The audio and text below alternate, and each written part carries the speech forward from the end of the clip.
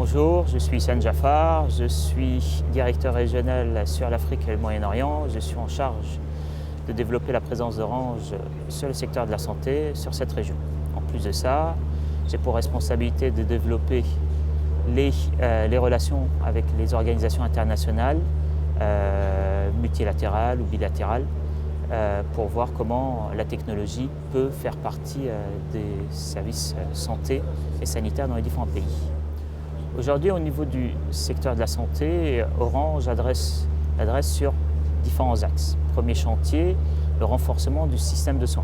Quand on parle de renforcement du système de soins, ça veut dire apporter des technologies, par exemple, pour faciliter les échanges des professionnels de santé au quotidien, notamment mise en place de dossiers patients, ou voir la collecte de données épidémiologiques grâce au mobile pour avoir une vision globale du terrain.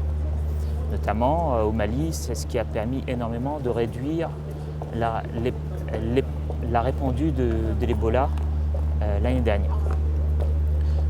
Quand on parle aussi de e-santé, on parle aussi de faciliter l'accès aux soins. Faciliter l'accès aux soins, ça peut être la sensibilisation, de pouvoir avoir accès à des informations médicales personnalisées. Nous avons lancé une hotline santé au Cameroun qui rentre dans ce cadre d'échanges d'SMS de manière anonyme et personnalisée sur des cas tels que la contraception, l'HIV, le sida et bien d'autres. On parle aussi, lorsqu'on parle d'accès aux soins, on parle d'accès de la télémédecine. Comment on va faciliter à ce qu'un patient puisse accéder à un médecin sans avoir à se déplacer. Par exemple au Botswana, grâce au mobile, il suffit juste de prendre une photo, que ce soit dentaire, de la peau ou d'une radio, l'envoyer à un médecin qui se trouve de l'autre côté, qui va réaliser le diagnostic et avoir bien sûr en temps différé, certes, mais un diagnostic de qualité. Lorsqu'aussi on parle de e-santé et de m-santé, on parle aussi du suivi maternel et infantile, notamment tout ce qui touche à la reproduction, notamment tout ce qui touche à avoir une bonne croissance de l'enfant, mais aussi une bonne grossesse suivie. Et donc tout ça grâce au téléphone mobile, notamment pour la sensibilisation, pour prendre des informations sur le patient, que ce soit l'enfant ou la femme, et pouvoir suivre leur évolution sanitaire et de santé. Lorsqu'on parle aussi de e-santé et m-santé, on parle aussi des événements qui vont arriver et qui arrivent de plus en plus, c'est tout ce qui touche à la couverture médicale universelle. Comment Orange s'intègre dedans? On va essayer de mettre des technologies, que ce soit d'Internet, de mobile, mais aussi d'outils software en fait, qui vont permettre d'avoir une meilleure gestion de toute l'assurance, des flux d'assurance qui peuvent avoir lieu entre le ministère de la Santé, les assurés et les professionnels de santé. Au niveau du développement de la e-santé et de la m-santé en Afrique, nous trouvons des freins. Ces freins, notamment, peuvent être soit réglementaires, parce qu'aujourd'hui, la e-santé commence à se développer et les gouvernements essaient de savoir où positionner, où mettre le curseur en termes de responsabilité de gestion de diagnostic, par exemple, dans un premier temps, de gestion des données médicales. Mais aussi, on a aussi des freins structurels, que ce soit en Afrique ou en Europe ou partout dans le monde. L'apport de la technologie signifie un changement drastique dans la manière de travailler au quotidien. On va passer du papier à la technologie, comment cela rentre dans un parcours patient, mais aussi comment cela va surpasser les challenges actuels que les médecins rencontrent, notamment pour la prise d'un rendez-vous avec un patient ou pour le suivi d'une radiologie lorsqu'il demande à un confrère d'avoir un avis secondaire, notamment dans le cadre d'un cancer, par exemple. Donc ça, c'est les deux plus gros freins.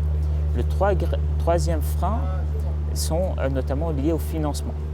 Il peut y avoir beaucoup d'initiatives gouvernementales, des initiatives importantes, mais on se heurte à un financement de la technologie qui vient se heurter notamment au niveau priorité. Aujourd'hui, beaucoup de gouvernements mettent des priorités sur la qualité de la formation des professionnels de santé, sur le développement des médecins, mais aussi sur les infrastructures médicales.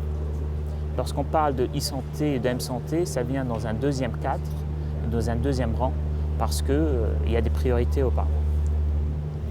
Il y a deux pays en tout cas qui ont surmonté tout ça, notamment dans l'Afrique francophone, qui sont la Côte d'Ivoire et le Sénégal, notamment par des initiatives gouvernementales pour développer la e-santé de manière très forte. Et bien sûr, nous avons la même chose côté Afrique occidentale avec le Kenya, la Tanzanie, etc. Aujourd'hui, les initiatives e-santé et m-santé que nous trouvons en Afrique sont différents de ceux que nous trouvons en Europe. Parce que, premièrement, nous ne sommes pas sur les mêmes priorités et mêmes défis. En Europe, nous sommes plutôt dans le défi de changement de parcours de soins, de maladies chroniques ou de la silver economy. En Afrique, nous sommes plutôt dans une restructuration du système de santé. Nous sommes dans une amélioration de la manière de travailler au quotidien des professionnels de santé.